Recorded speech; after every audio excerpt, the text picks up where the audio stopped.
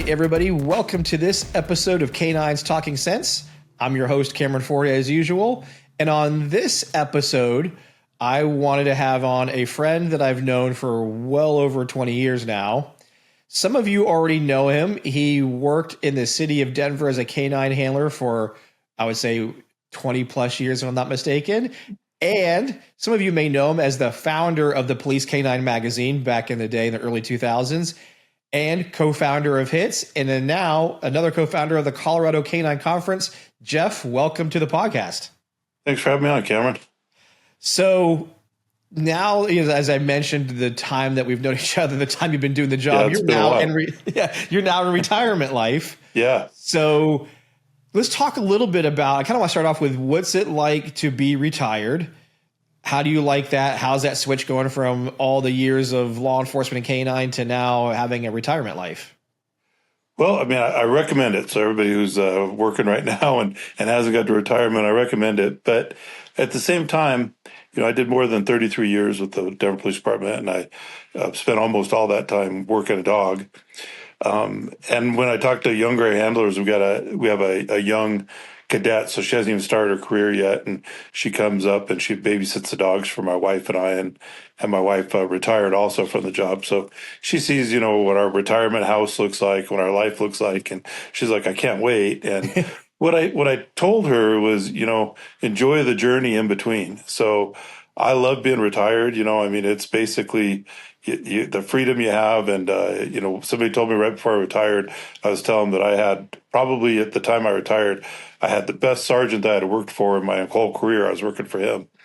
And when I was telling that to a friend of mine who had retired, he said, well, the best sergeant doesn't beat any sergeant. So having no boss and, now I get to pick and choose what I want to do, not have to have a schedule. I have a schedule because I've chosen to be quite busy training dogs and doing stuff, but it gives you a lot of freedom. But don't jump so far ahead thinking I can't wait to retire and miss the thing, because the gap in between starting and retiring for me was more than 3 decades, and it was such a good time, and I enjoyed so much of it that now if you had the ability to jump back to a certain point of your life, some people would pick college or whatever, high school or some different point. I'd jump back to like when I was a, second, third, fourth year cop. And, it was early 90s. It was busy. It was fun. We worked 2-man cars, and it was just it was something you can't recreate, and then, or I jump back to the first few years I was a dog handler, again, back into the 90s.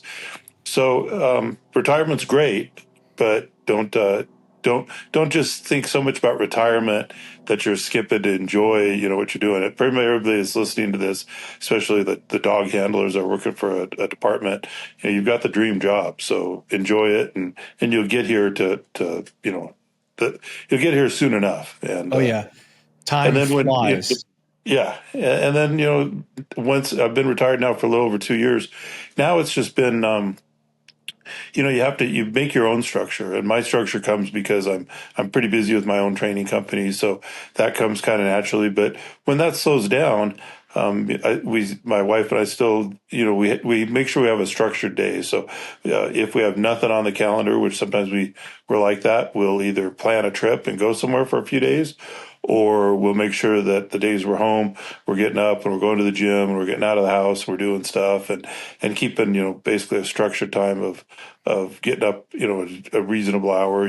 I just read something that was funny because I worked nights my whole career, except for the last couple of years. And I just read something about, it was something about, you work your life for 25, 30 years working, complaining about your alarm clock going off at 7, only to retire and roll out of bed at 6. And it's unbelievably true. So, now I get up earlier than I used to without an alarm, and, have the day to do what you want. But it's, I highly recommend retirement. So What would you say that if you miss anything from just being, your time as a cop? Well, for sure, the same thing that everybody would tell you is, you miss the camaraderie. There's people that I spent, again, more than 3 decades working with and doing a lot of, some pretty dangerous stuff. and got to be very, very good friends with them. So when my wife and I did retire and we decided to move out of the metro area, that was part of the things. We didn't want to move too far away from people that, we knew for, decades. My wife also, like I said, she was on the job for 30 years also. So you miss the people. Every department, whether it's 10 cops or 10,000 cops, has BS. They all have that, so you don't miss any of that. And it's amazing how quickly you just don't care about it. You go to some retirement gig and nobody that all the retirees are sitting around complaining about the stuff that's going on or used to go on, because you just miss the camaraderie and the other stuff, the action. I'm not going to lie.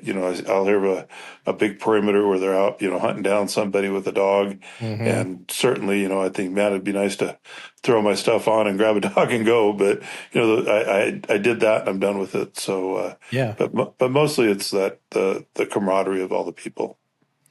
What advice, besides kind of what you gave about, staying in the moment while you're still in, but what advice would you give somebody who's, let's say, a couple years out from retirement, and you were in the business for a long time. So you transitioning to, a second career in a sense of having, because you were an entrepreneur, and to get into stuff. But what advice would you give somebody, like I said, who's a couple years out from retirement that's in this career field? Well, for sure, pick your time, especially and I know you have both civilians and cops that watch your show. So, my expertise is obviously the police side of it. So, most cops, if you've been around for a long time, you can think of a cop or two that got mad about something, sometimes major, sometimes minor things, but they got mad and then they pulled the plug and left.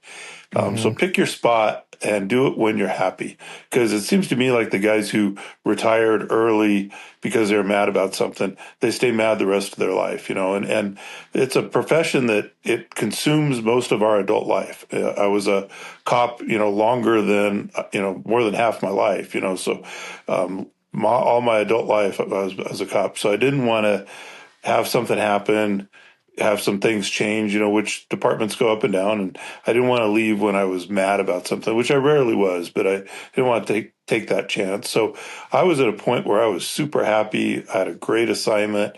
Things were going really, really well.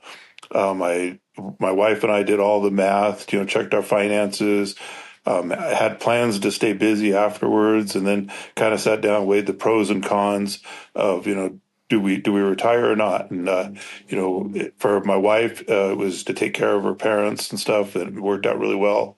And then when it came to me, a couple of years after that, it was about a year after that, it was like, why should I stay or why should I go? Because it wasn't the money anymore. And I just started thinking, I've got a lot of gas left in the tank. Don't take a chance of having something, I don't want to leave bitter.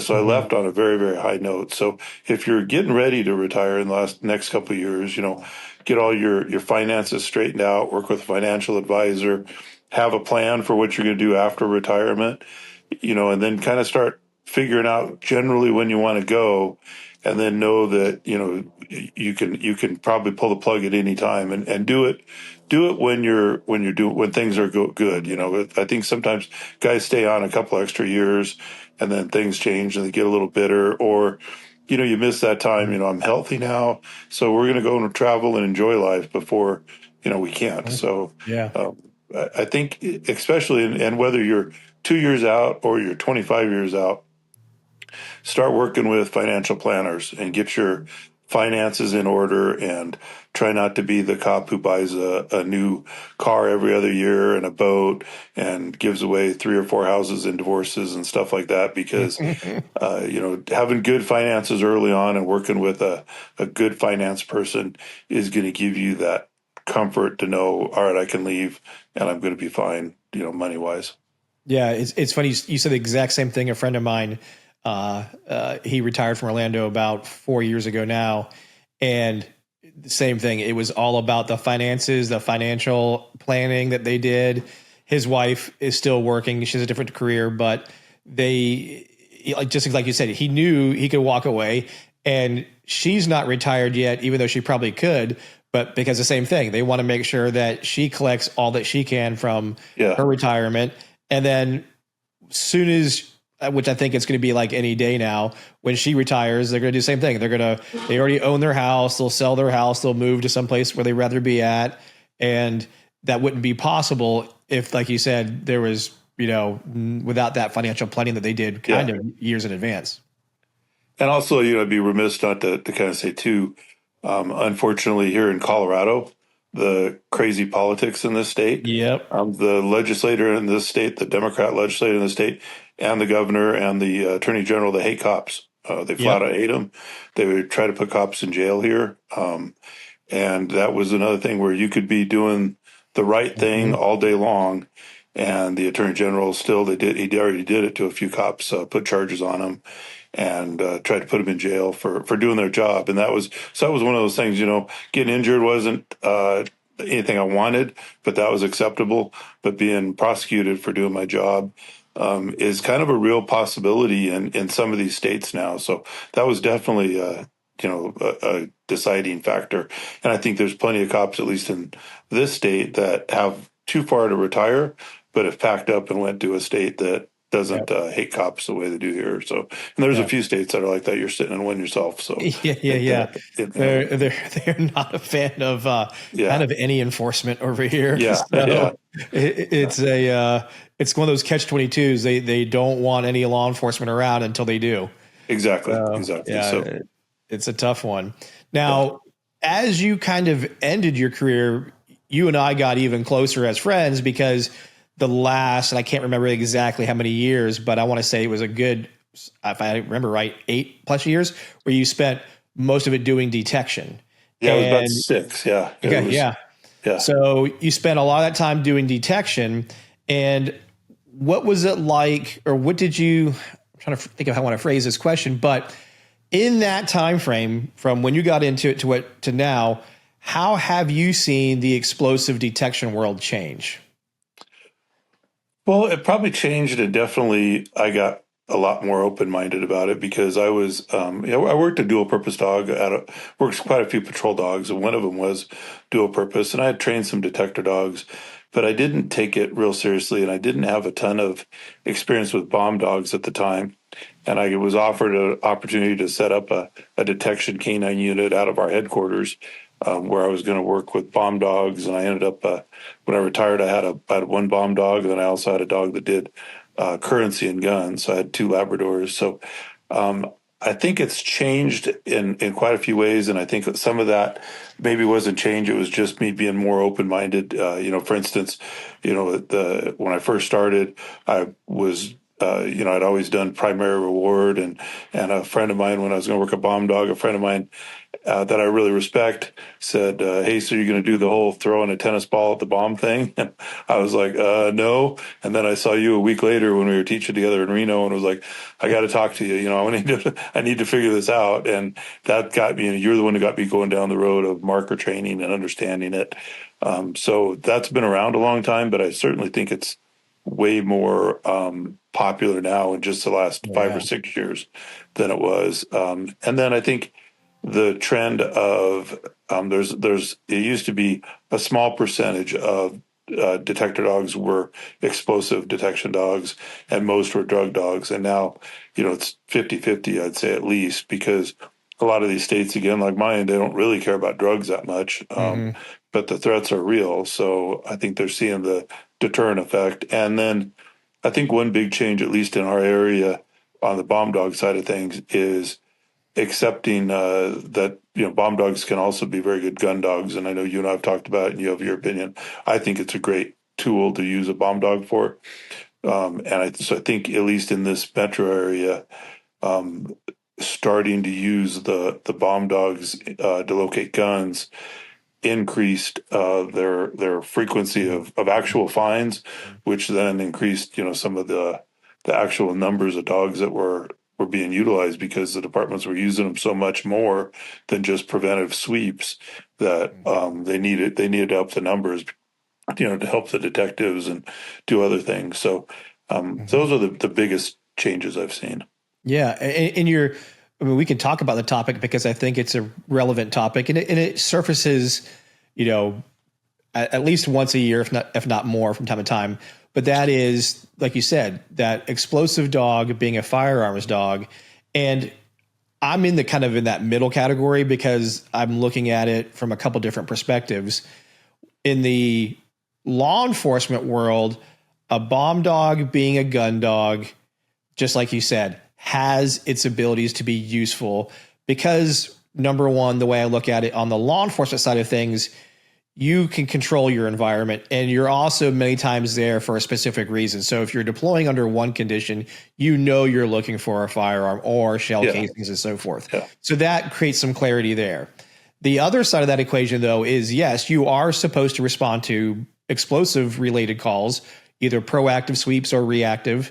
And in those situations, many times law enforcement already has access to the action on find, what happens next. If your dog alerts, your techs are right there or pretty close by. And therefore, it's not as significant of let's call it a misappropriation of resources if your dog alerts, because a lot of times your resources are probably going to be there anyway. Yeah. Where I run into where for me, I look at it as more problematic is when it's a commercial entity, a company out there that, such as what we work, now that I have a company that I'm working under, our rules are gun dogs, bomb dogs are bomb dogs, just because we don't have mission assets available to us to tell us to walk our way through it. Yeah. So my opinion is it can work for sure. I don't have necessarily a major heartburn over whether or not it's this or that. On the law enforcement side, on the commercial side is where I care for more clarity, simply because one, on the commercial side, a lot of companies are going to say, yes, I can do everything. If they could get away with saying my dog does guns, drugs, bombs, they totally would. Yeah. Just because it meets a bottom line and it's financially motivated. Where my mentality on the commercial side is I'm number one safety motivated. I don't give a shit about the money. I'm not directed by that, even though my company does care, but they do follow a philosophy that I embrace, which is safety first. And if I can make that as clear as possible based on a dog's performance, that's what I'm focusing on. Absolutely. And in that world, clarity really matters, just because it's already bad enough as it is because it's not a regulated community, obviously. So the commercial world can say anything they want to say, and there's very little to disprove or prove that belief. So that's. So do you think, though, and I think your point's valid, because I could think of a few times off the top of my head where we were able to clear an item with a tech that had been, that maybe somebody kept a gun in their backpack or something like that. Mm-hmm. And it was easy to explain and figure out right away. Do you think a lot of the commercial bomb dogs, though, would hit on a dirty firearm in a backpack anyway? This episode of Canines Talking Sense is brought to you by dogbase.co, the all-in-one platform for working dog professionals, from training logs to certifications, deployments, medical, overall performance tracking. Dogbase keeps everything organized and accessible in one place. No more notebooks or scattered spreadsheets, whether you're running detection dogs, patrol dogs, search and rescue, nose work, scent work, whatever it is, Dogbase has a package that fits your program. And it's completely customizable and it grows with you. Go check out dogbase.co today and streamline your training program. We personally use this here at Ford Canine. It is a wonderful application, great for logging everything you could ever want, especially when it comes to detection work. So those of you in nose work and scent work, go check it out. From experience, I've honestly seen it both ways. I've seen many bomb dogs completely not hit the firearm at all. And depending on the situation, I'm okay with that, because if they weren't trained for it, then good. Yeah. Again, I have a little bit more experience only because I went through the research at Texas Tech when we studied what were the dogs alerting to. Yeah. And when it came to firearms, the two things that were the most prominent to the dog and under the machines was human scent and gunshot residue, the chemicals related to that. And that combo and the gun combo itself the whole picture of the gun, once a dog had been reinforced on it, understood it. Dogs that were just bomb dogs trained on powders only were walking firearms pretty easily, even though some handlers' thought process was, well, I think my dog will hit on it because it's powder related. And as we learned, a firearm, even a fully loaded 30 mags, the amount of, let's say, unburned powder, despite the load, was equivalent to a couple grains. And nobody was training their dogs to that low. Yeah. So in the sense of dogs that were then trained to quote unquote find firearms and explosives, it was really all over the map, to be honest with you, as to the accuracy levels when tested and when we did. Well, I think that'd probably be any dog on any. That's what I was going to get at, was it kind of didn't really matter, because even on the explosive side of the things, we saw a lot of the same problems, which was the drug side or whatever. Yeah, because this highlights the bigger issue that exists within the community is we train too frequently on our kit, whatever our kit is made up of. And the dogs will get really good at our kit. And every time we've had bomb dogs come here, and on that day one of class, we put them through the odor recognition testing, we've yet to have any team pass. We've had close. We've had a few that get within, I would say I'd feel decent about this team. And those are the veteran teams. Those are the dogs that are 5 years old, like you and I were talking about yesterday on your podcast.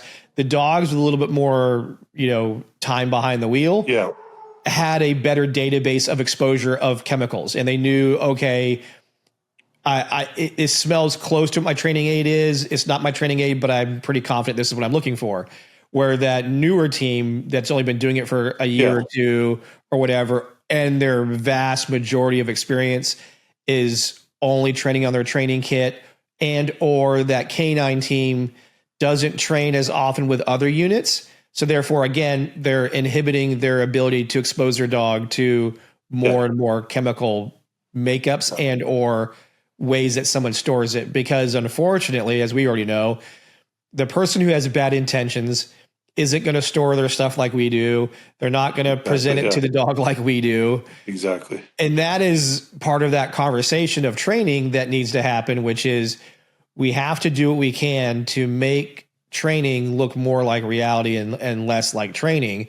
And the first thing that I want to share with everybody is it starts off initially with your training aids. Can I show my dog something other than this, kit that I've had for either this year or I bought from whatever manufacturer who packaged it nicely as a canine kit, but it will not look like an explosive device. It looks like a training kit. So in our metro area, we have a whole group of bomb dogs, and we all train together. And the training aids is a big part of it. That way the dogs all get to be on, many different training aids. Training venues, they're all in new training venues. And then whoever sets up the training really does try to make it realistic and really go outside the box. So, when you go to the group training, you're not going to be at a closed school where you're going to throw a hide in the desk drawer of the teacher's desk and call it good. It's going to be something, just yesterday they did it at one of the actual stadiums, I think the baseball stadium, and they had 22 pounds of C4 on a golf cart driving around in the area that they were telling was a search area to see if the dogs would leave that and start following the golf cart. So they come up, and everybody does it. Since you're only doing it a couple times a year, you put a little extra work into it. So if you're in an area and you don't have a bomb dog group, put one together, and the one that started here was started by one of the guys at one of the sheriff's departments, and he did a great job. He's no longer a dog handler, but his legacy lives on because he's, the group that he put together, still every Wednesday morning, somebody's hosting it. They're putting stuff together. And then what that also has done is it's made networking really, really good. So all the bomb dog handlers in the area know each other better than probably all the chiefs in the area know each other.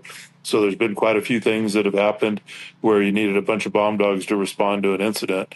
It happens a couple times a year, and it goes out on the text chain that everybody has for the training.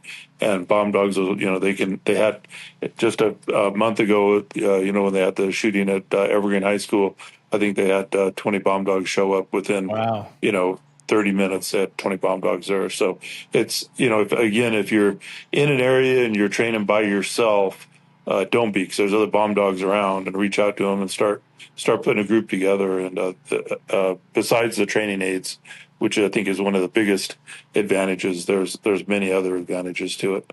Yeah, no, it's. Yeah, I mean, you're hitting a lot of things there, which is the creativity part, and we talked about that on your podcast, is being creative with your training. What would you say from your experience being operational with a bomb dog would be critical that you would look at and say, hey, in training, I want to make sure that we're doing this, whatever that is. Okay, let me just add one more thing about that group training too, though, just so I don't forget to say it. Is, if you have a group, that training, there's a responsibility, for the handlers to go to the training. There's a responsibility to the supervisors to make sure that the training time's available. Mm-hmm. And there's also, I think, overlooked a lot of times, I think there's a responsibility to the supervisors to make sure the handlers are actually going to the training. It shouldn't be an optional thing. It shouldn't be optional that they have the time, and it shouldn't be optional. So sometimes the handlers are like, I work nights. I don't feel like getting up and going in the morning. You signed up to be a bomb dog handler. The training's in the mornings. You just have to adjust your schedule and go to it. And I think a lot of agencies, I see the times available, and then the handlers get to decide if they want to do it or not. And I just think it's too important. I think that it needs to be, all three prongs, that the handlers can go, the handlers have the time, and the supervisors ensure the handlers actually do go. And not going there should be a reason that you don't go. It's like any other training. But back to your question though, for being operational and training dogs and then putting teams on the street that are doing it, the biggest thing that I want is I want a dog that's going to stay on task, and that we start with the right dog that just has the overwhelming desire to search. And I want a dog that, when we buy the right dog, they're so obsessed with the idea that they're going to go look for something. They don't know what it is yet. And then we make them obsessed with that odor that usually when I compare, some dogs that I don't like as much, goes back to that selection test where they probably, in my opinion, they might have spent a lot of time testing something, I don't know what, but they didn't test enough to see how obsessed the dog would be about searching. And, all the other things are important too, environmentals and distractions and all that. But I just want a dog that's going to be obsessed with searching, which then is going to give me that ability to make sure that dog will search for, a bomb dog. I want them to search for a solid 30 minutes, uninterrupted, searching the whole time. And maybe I'll do a few things to motivate them throughout that search. But I think getting 30 minutes out of a bomb dog is kind of the minimum. Maybe if we can stretch that to, 40 or 45, and then give them a rest. But I think that's probably one of the biggest operational things is I want the handlers also then to know how to keep that dog motivated and make sure that they're not out for a walk. You're hitting on something that kind of came up recently for us too, but that searching part, because it becomes work at that point. It's not these easy finds where the dog's getting reinforcement super quick and easy. It's like you said, the bomb dogs out of many different disciplines. I could add cadaver and some of the other ones, but the expectation of search time can be extraordinary compared to other things. Exactly. And we have to have a dog who, one, though they're super excited to go work, doesn't gas themselves out so fast because they're so excited. So that what people may confuse sometimes as drive is really just arousal problems. The dog is just hyper activity, and they associate that hyperness as, oh, that's motivation. And a lot of times it's not, because once the hyperness is kind of out, then they don't really want to work as much anymore.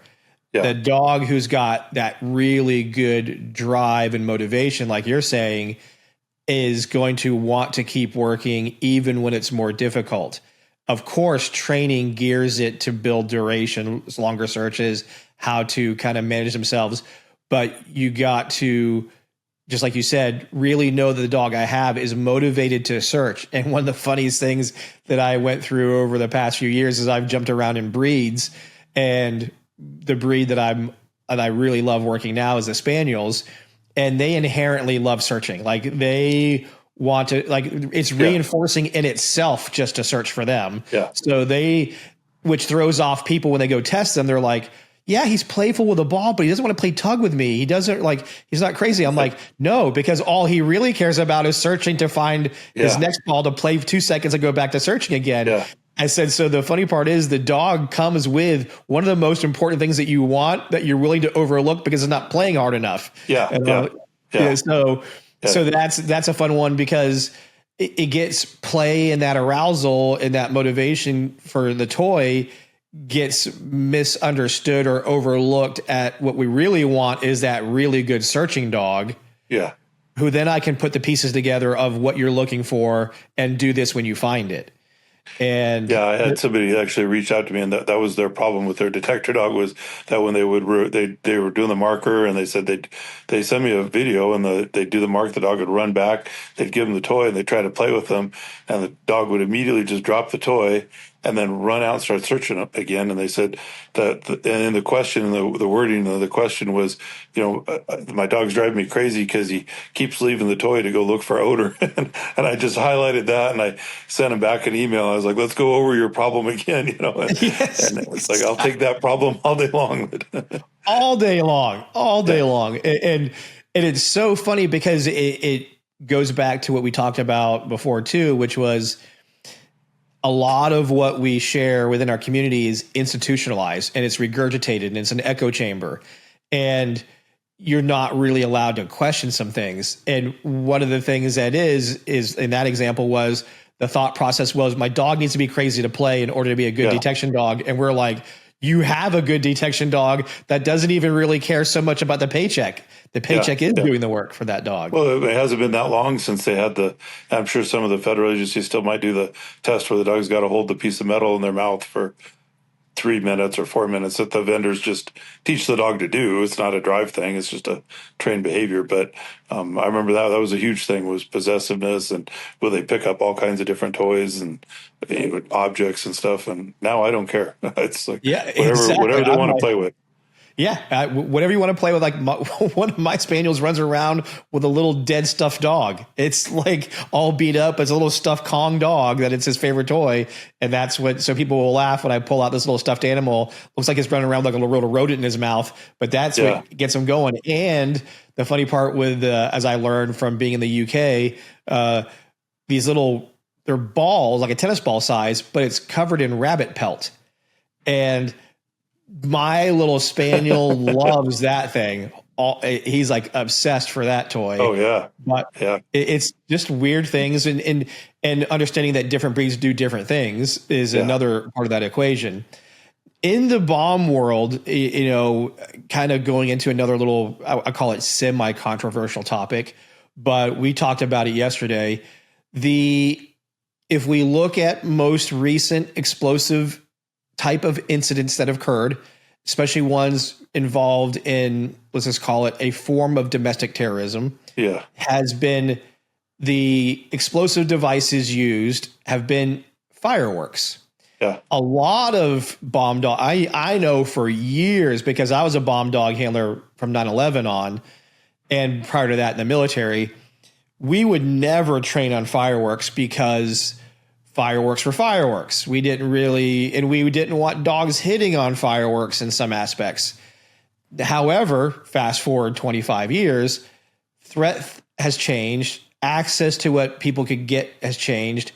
On top of that, as we know, going even back to the part about the conversation about odors, a person who's got bad intentions is only limited by their imagination and their resources. Yeah. Well, in this case, the resources that are available to people, which we're clearly seeing, are fireworks. And talking to explosive technicians, like they said, one of the pros for us dog people on the training side is fireworks are already pre-mixed, pre-made to certain sizes, and has, again, an advantage to us to give the dog a actual picture of something that they're going to find. What is your thoughts and what have you guys gone through in your area when it comes to the topic of fireworks and bomb dogs? Well, I think, the biggest thing that I tell everybody is that, it's cool that we train on Semtex, but as I understand it, not one single time in history has Semtex been used in a terrorist event in the United States. Not one time, but all of our dogs will bang it.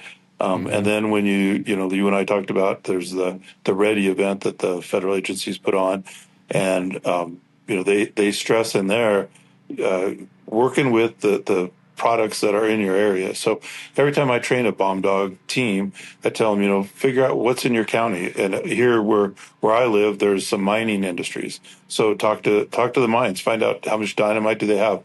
Has there been stolen? So maybe dynamite's important, but for sure, anything like that would be important. But everybody, wherever we live, they can go into Dick's Sporting Goods or Shields or whatever, Bass Pro, and buy all that stuff off the shelf and get all the powders and stuff. So I always stress that those are the things that you need to be really, really good at.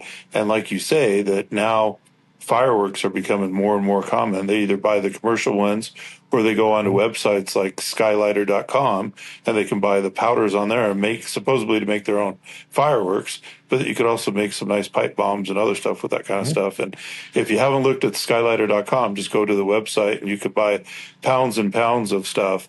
And then the only thing you have to click is that you're over 18 and then they ship it right to your house. So it's very, very readily available, and I would encourage teams to work with their local bomb squads. And then, if there's the bomb squads are all real good about having bulletins about what's being found all over the country, and follow those trends. And as you say, if you look at those, there's a lot more serious events that are going on with the fireworks. So you need to be. You don't want to be following the trends. You want to be ahead of them. And the bomb squads all around, they all work together. They're a tremendous amount of information you can get from them. So if you're not working with your local bomb squad, whether you're a civilian or a police handler, I think most of the local bomb squads would at least want to let the civilian companies know what's going on around there. And then obviously the police agencies, get with whatever bomb squad your agency works with, talk to those techs and they'll point you to the right direction because it might not be all the fireworks, but it might be certain types of fireworks that are going to be more problematic. Ford K9 membership. Many of you guys remember our 3 levels. We had bronze, silver, and gold. But July 1st of this year, we decided to make it one membership for everybody. And that was thanks to your feedback. In addition to your feedback, we've also added a Facebook group for Ford K9 members. In this Facebook group, we share lots of videos. You members can also post videos in there for myself or Natalie to review. We made this resource based on your input of wanting more interaction with us. With the Ford K9 membership, you also get discounts to everything on our website. So if you haven't joined Ford K9 membership, you definitely should. We've just posted videos of puppy cognition with my new dog, Neo. My lectures, what we've just done in Vancouver and other locations, are all posted there. So that way, even though you may not attend a seminar, you're going to hear my lectures every time I go out and teach. We also share videos of me working my dog, Ammo, and Natalie working her dogs, and other people working their dogs, all for the sole purpose of sharing information, answering questions, letting you guys ask questions, and give input as a collective group and community. To join, go to FordK9.com. Up top, click on membership, and we hope to see you in the group. For sure. And I mean, in my career, and I'm guessing it's the same for you, I haven't come across a tech yet that I said, hey, can we work with you guys, and could you guys create an explosive for us to go train on? They're always like, I just need an excuse.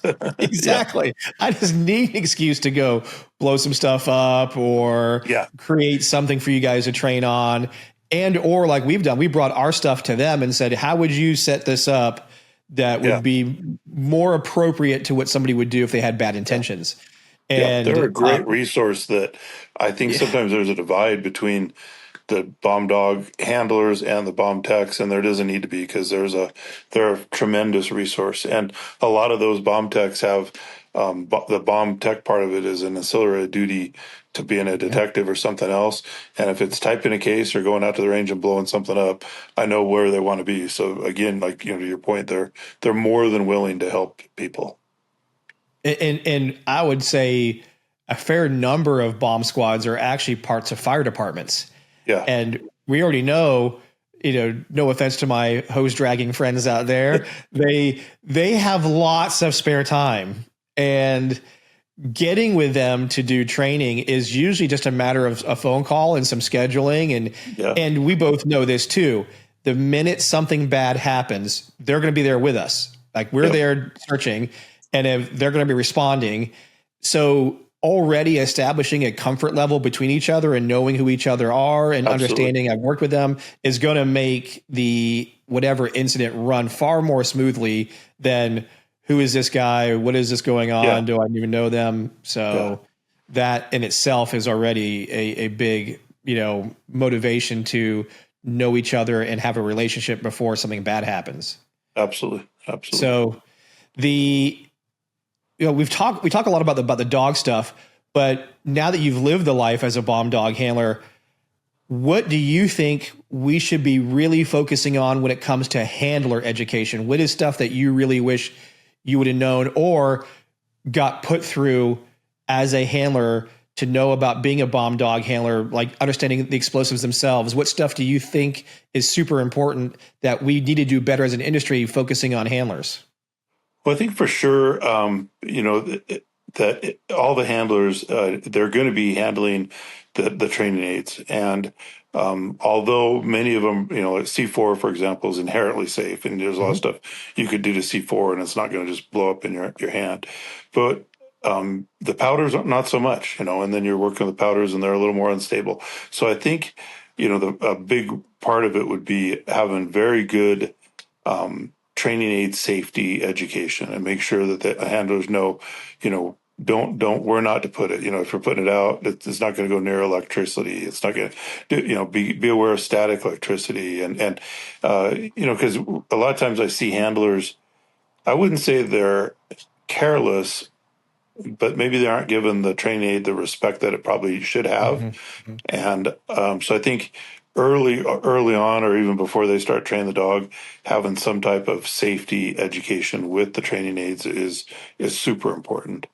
And then I think, again, we just talked about working with the bomb squad to figure out what are the threats and what, learn how to actually search. So when you're searching a stadium, you're not looking for a firework or, like a single firework. You might be looking for a gigantic firework, but you're not looking for a little small thing the size of a couple matchsticks, and have the bomb tech show you here's where the threats are and learn with them, here's the areas I need to kind of work with. And so if you've done good training, you know how to keep your dog motivated to keep him actively searching for 30 minutes.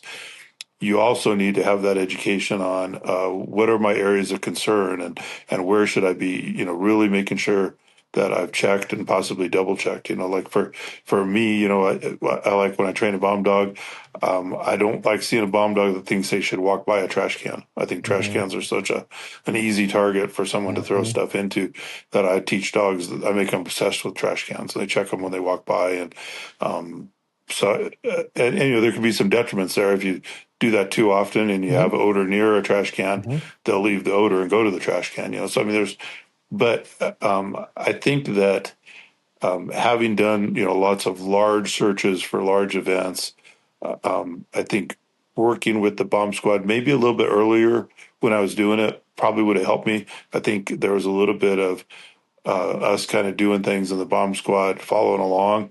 And then when we open up the dialogue and talk to them, and it was like, what do you think I should check? How should we do this? And they have an area of expertise and we have the tool to use it. So, together you're a lot better team. So I think those are the biggest things. Yeah. My takeaway was when I got time around techs was them educating me at what to look at in the environment. And because at the end of the day, both me and my dog are technically a detector. And if I see something that looks kind of hinky, I don't need to go have my dog walk up into it to smell it to go, is it this? Is it not? If it looks like a rattlesnake, it might be a rattlesnake. They're not a diagnostic tool. They're just searching. Yes.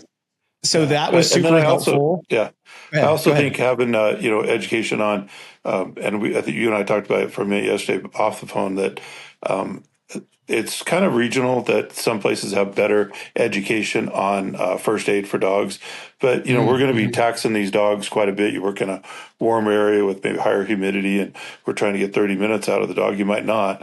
But handlers need to be very aware of what are the signs of heat stress, and what are the early signs of any of those things, and know their dog well enough to know, is the dog getting in trouble? How do I take the dog's temperature? What should I do? Do I just cool them off for a while? Is this an emergency vet run?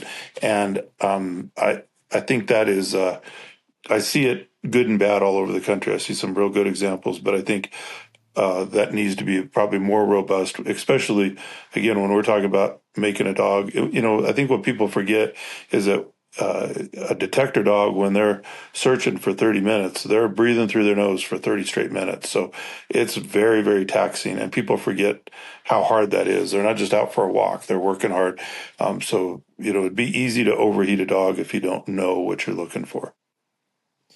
And on that exact same kind of topic there, how did you get you and your dog ready to do those searches that are more like an hour long? When you're I used a lot of different ways to, I had a ritual. So if we're doing shell casings, I had a jar with shell casings, a mason jar in the front door, and I'd get out and I'd shake that jar, and the dog would jump out of the car knowing, well, I'm looking for shell casings. It was a fun little game. When we were doing a stadium or an arena or a convention center, I always had some scented cotton balls with me, and we just played a game. Sometimes, maybe early on, as we were just starting to search, I'd let them check, say, a trash can or something. As we walked by, I'd toss a cotton ball back in, an empty trash can. So that's the only odor in there. Search around for a while and then come back to that trash can, let him hit it. Certainly, could have my odor on there and not much bomb odor. Absolutely. But it's a motivating way, and I know some people use a drop aid. I think a drop aid is fine, except for then you got to keep track of it, if you're dropping real things in there. So I like things that are soaked with the odor that I can throw into a trash can. And then, most of the time, if you're working with multiple teams, obviously you need to make sure that everybody knows there's scented cotton balls in that trash can, so you're not shutting down the arena over your training aid. But I did a lot of things to motivate them. And I really like squeaker toys a lot. So I paired with the marker. When I'd give the dog a mark, I'd start squeaking the toy as the dog was coming back to me to get the toy. So I could just have that squeaker toy in my pocket, and the dog would be searching along. And if I thought he was dropping, I'd drive a little bit, squeak the toy once or twice. And I firmly believe that dumps that dopamine back in the dog's brain, and they kind of like, all right, I'm back to work. And it's the same as, back in the day, I had a drug dog, and I'd stand there and bounce a tennis ball in front of him because that was his reward thing. And it's a lot easier just to squeak a toy. So I have quite a few different things that I'll do just to keep them motivated, and then at the same time, if he's searching really well and he's, going along and he's working, every once in a while, I'll just toss him his toy and just let him have his toy for a minute. I don't mark it. I'm not telling him free. You didn't find odor. It's just take a little stress off, run around here for a minute, squeak the toy. And by doing that a lot with them, it almost diminished the surprise of getting the toy or the reward. Like he wasn't bugging me to try and get back to get the toy because he knew, I'll get that toy sooner or later. I just got to work hard. So when they're searching really hard, sometimes I would, if they were checking rows and when they were coming back after one of the rows of seats, I'd just have the toy in my hand and toss it as they're running by. Sometimes if they're searching out in front of me, I just throw it way out in front of them and let them break task and play with the toy, and then back them up and start somewhere where we'd already searched and get them back on task and get them going. But I think it's some people think that the dog should only get the toy when they've found odor, and that's just not possible to keep them motivated then, because we're asking them to search a stadium, and especially if you work for someplace where you're searching the same stadium once a week for a football game or something, hopefully you're not finding bombs there every week. So the dog's going to get pretty bored with that big thing. So giving them that position that, when I'm working hard, I'm still going to have fun is real important. Yeah, that tail end of what you're describing there, like the rewarding the dog for the searching as part of motivation, is what, I share this all the time now. The technique I took from my friend over in Austria, I just kind of added a little bit of what I felt was useful for us, which I just call it an end of search queue. Like we have our search queue, Sook, Seek, whatever. For me, with a lot of teams I work with, we just say right before you reward it, we just say all done or finish or whatever you want to do. And then we reward it, engage with the dog. And the first thing I always have to share with people is that's not a marker. Just like Sook or Seek is not a marker either. It's just a signal that tells them this is going to happen next. And even when I say all done or finish, I don't always have to reward them. I do that on occasion, kind of like you said, I do it when I feel it's really useful and it gets me something more out of the dog, especially if I have a long search to go do. I probably will reward on some of those, but other ones I may search an area and go all done and then praise my dog up and then turn right around and go Sook. And then we start searching right away again. And what you highlighted really well there was what we're trying to do is show the dog, I really like what you're doing and I want to reinforce that. And there's lots of ways to go about that. It doesn't always have to be, you always have to reinforce the toy, or you always have to do this, or you don't always do this. Because to the flip side of that is you should only reward when they find something. That has some inherent risks as well. Absolutely. Yeah, absolutely. So it's not an all or one. It doesn't have to be we're only this and we're only that. What we are only really focusing on, what we should be, the only thing that matters is if there's something there, my dog can tell me, and or conversely, if there's nothing there, the handler can read that in their dog. And I'm going to keep them on task that whole time, in between. Yeah. So now, because of your experience and all the stuff you've done in your life, the commercial side or the civilian side, let's call it, of the bomb dog world, what have you noticed? What have you seen in regards, in your experience, to that side of the bomb dog world?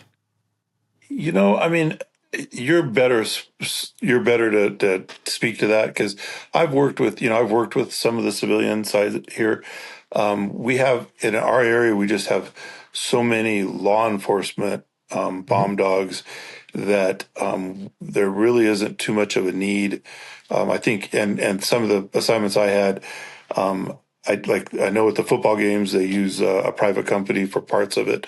I just didn't work those, but it's all over the map, as you know. I think there's some companies that I think some of them the initial training is good, and then when they get out in the field across the country, it's probably hard to keep that quality control up, and it's handler by handler. But I mean, I've seen some good dogs and some good handlers and any combination therein.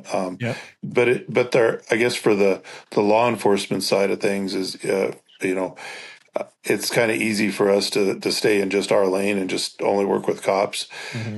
But they're out there and they're doing a job. So I think, if you have a good team around, it's the problem is that, the standards, I think, are they're non-existent. So it's problematic, for the group I was in.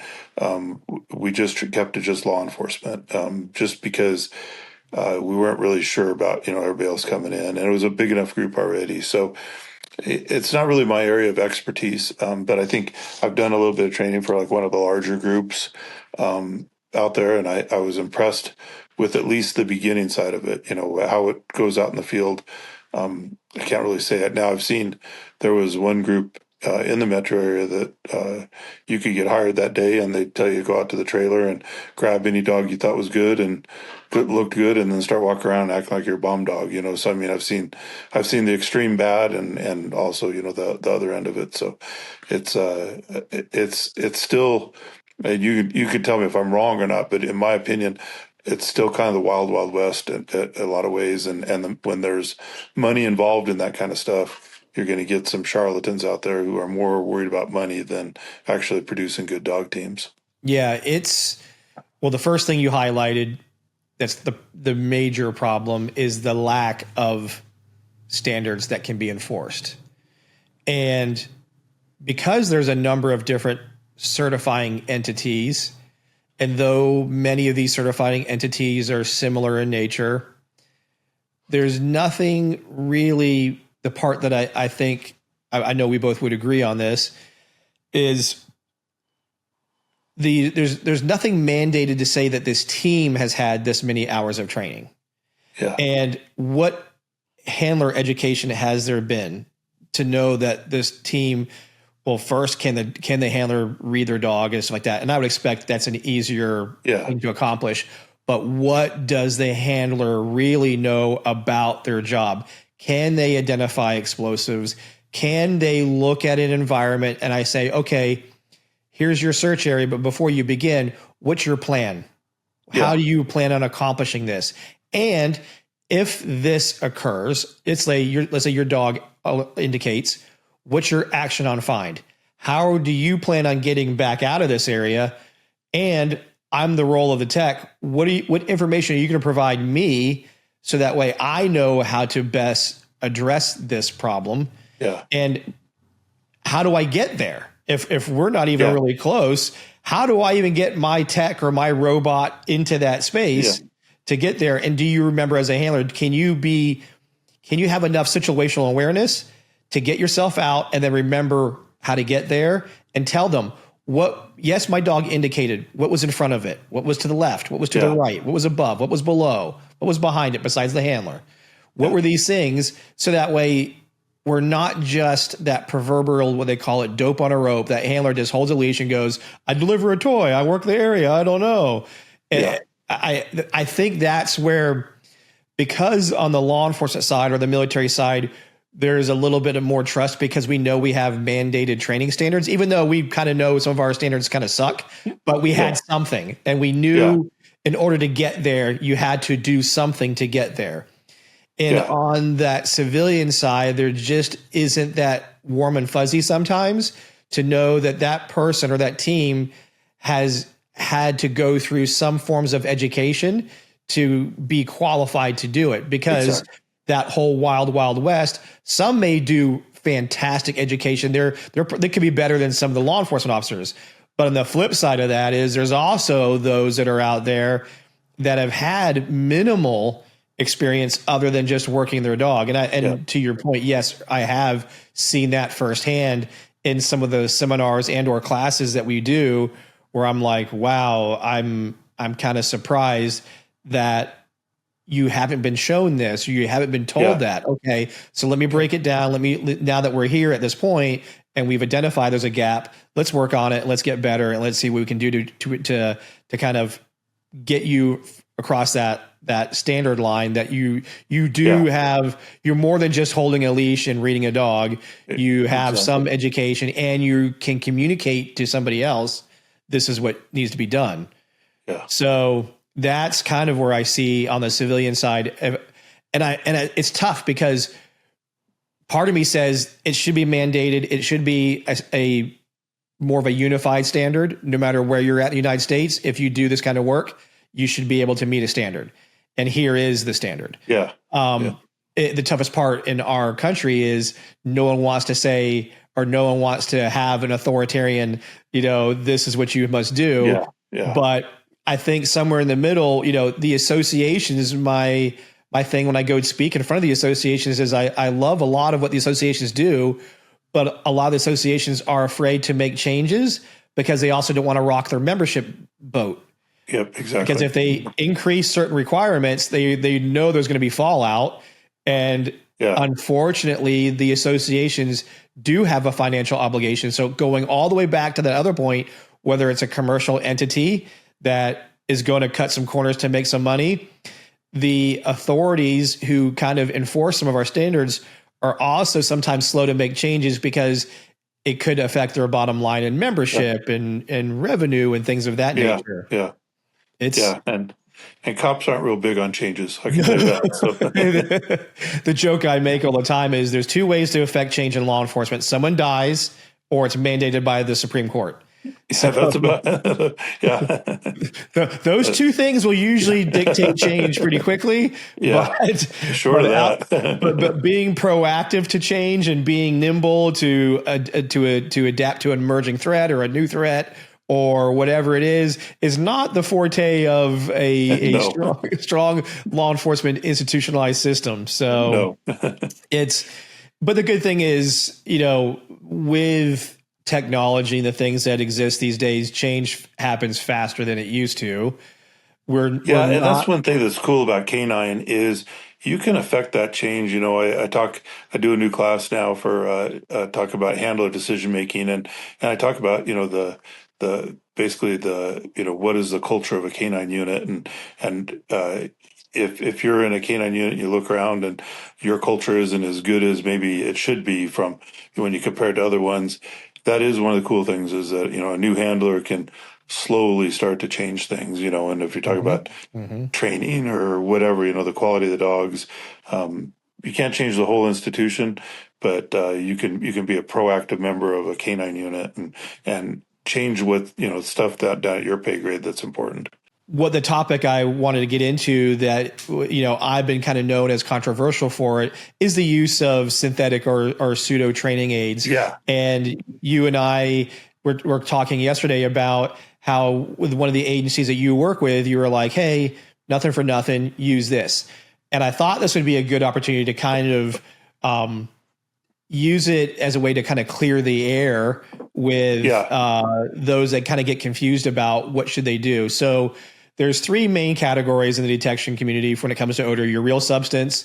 Nowadays, you have an odor soak. That's a commercially available product, and then you have your synthetics or mimics.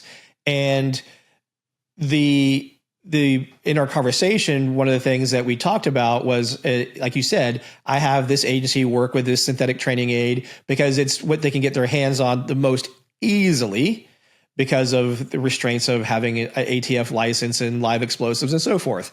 And your joke was like, I know you're not a fan of this. And what I kind of wanted to share through that conversation was, it's not that I'm not a fan of the synthetics.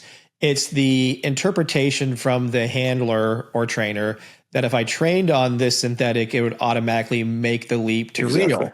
And what Yeah. you shared, which was 100% true, even that same argument could be made when you train on real, that if you train on your real, it doesn't always mean that what you trained on is going to leap over to the dog as well. And you've been absolutely right, because I have seen many dogs only trained on real, and when they've done testing with us, whether it be an odor recognition test or just training with another group, they've seen their dogs not hit the other real explosive, and it's the same Yeah. type.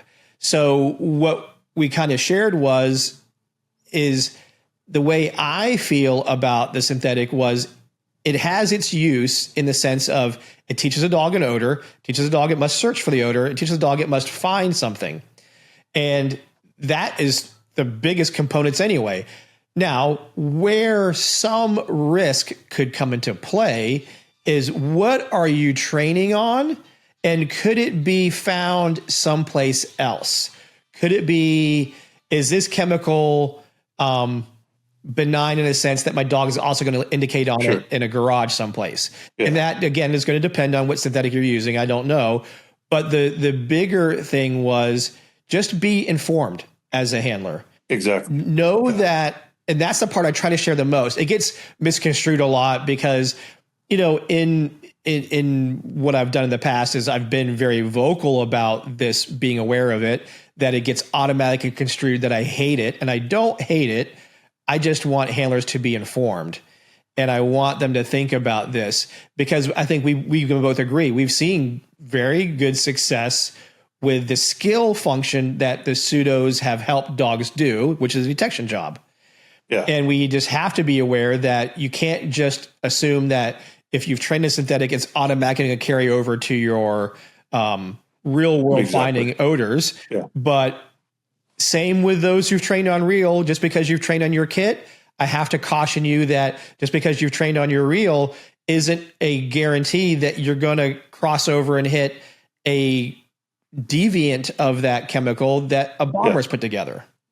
Yep, exactly. So it's a real unique thing that I just think it circles back to how we started this conversation, which is the more diverse you show the dog its odor database, the more variants of the target chemical, the better that dog's going to be to help you, to tell you that, hey, this is here.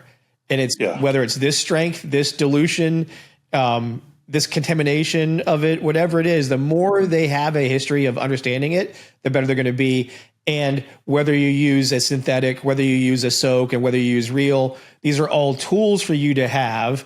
and just be a informed buyer, for lack of a better term. Exactly. So, And and they're called training aids, so it's not the end all be all, And I think the thing that I had to caution the handlers I was training was I said you're gonna when people in our group in our local group hear that you're training on synthetic odors right away. I said there's going to be some that are going to be black and white, terrible, can't be done, horrible.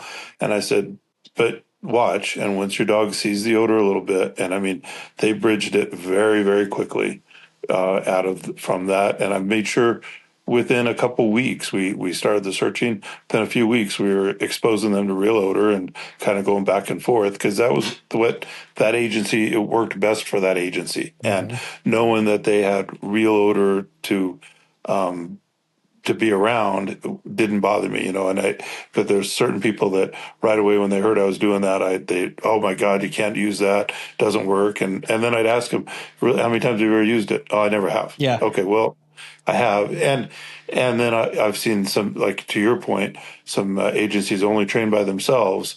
And then when they're out on somebody else's training aids, their training aids are different, and they either they've contaminated their own aids in a certain way that the dog thinks they need that extra odor from, the bite suits that are next to the magazine that are next to whatever it is, however they've contaminated them.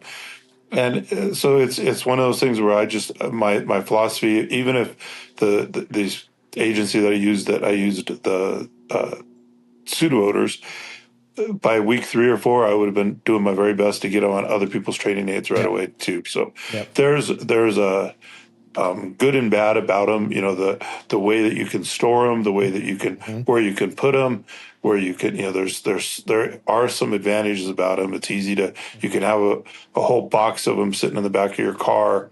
Unlocked, and if somebody steals them, there's nothing to them other than they cost a lot to replace, but there's no harm in them, there's nothing. So there are some advantages to using them in a time and place. Would I want an agency to use them exclusively? Absolutely not. Correct. But I wouldn't want them to use only their own training aids exclusively either. So 100%. You're hitting the part I was going to share. Whether sometimes what I've seen happen is it's the convenience factor, whether it be the synthetic, the soak, or the real. What ends up happening is whatever is the convenient thing for somebody is they have maybe thousands of reps with their dog on that one style, whatever it is, synthetic, real, etc. And then they have so many thousands of reps. All of a sudden, when there's a deviation of that chemical in some different way that only has maybe let's say 50 reps or less, the dog's going to struggle. So your goal, no matter what you do, is try to level that out. Don't be so heavy on one thing and really low on the other, because that real world thing you're going to come across isn't going to present itself the same way as what you've been training on. So the better you are at balancing out what and how you're presenting odor to the dog, the better chance you have your dog will generalize and tell you, even when that real world example isn't, the way that you've always trained. The dog has a robust database to go, you know what, that's pretty damn close. Or I feel the dog feels comfortable, or the handler, the most important part, reads the dog and goes, you know what, there's something about that I can tell something's up. It's similar enough. There's not one. It's again, they're called training aids for a reason, and I think using a combination of all of them. So, an analogy I'd use it, going back to asking about retirement is, now that I'm retired, I golf a lot and I'm obsessed with it. And if all I did is go out and go to the driving range and just try and hit bombs with my driver all the time, I might hit a really good drive, but then when I need to do just a little layup shot onto the green, I won't know how to do that, So I have to practice, every club in my bag, and I go and I hit buckets of balls all the time because I'm obsessed, and practice with all the clubs, and each one has a different swing, and I'm trying to learn all that different parts of it. And it's the same thing, where the handler needs to be well-rounded and use all the clubs in their bag, and use, look at the whole course and figure out, when you look at a golf course, you're trying to figure out, how do I want to play this hole? And they should be doing the same thing, with their search and everything else. And I think the train aids are just one more example of that. It's just one more tool to get better at things, and it's just a tool.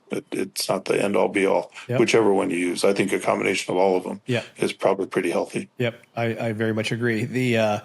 And we'll wrap it up with this. So in your retirement, you've created a seminar, the Colorado Canine, is that the Colorado Canine Conference? Colorado Canine Conference, yeah. And what I love about it is obviously we've had a lot of great theoretical based seminars, meaning we're only doing classroom and discussing theory and so on and so forth. And we have been kind of missing out in some aspects of getting a little bit of both, a little bit less theory, but more hands-on, and kind of what you did. So describe what the Colorado Canine Conference is and their goals behind it. And there's been some tremendous growth with it. Yeah. So we've done it for 2 years now, and we'll do it again next year. And my whole theory is having been I was one of the founding members of HITS, which is a fantastic seminar. It's still up and running. I sold out my part to my business partners, and actually taught there this year. It's huge. I have no intention of trying to make the Colorado Canine Conference anything that size. I wanted to do something smaller. I wanted to get out of the classroom. So we do a little bit of classroom stuff in the morning. They're usually like two-hour classes. You get to pick from a few. And then those instructors are out in the afternoon and evening, and we're actually got the dogs with you, and you'll actually go out and work on the stuff that you talked about in the classroom. So it's just taking it from the death by PowerPoint all day. It's a much shorter day in the classroom, and then a longer day. So the days are long.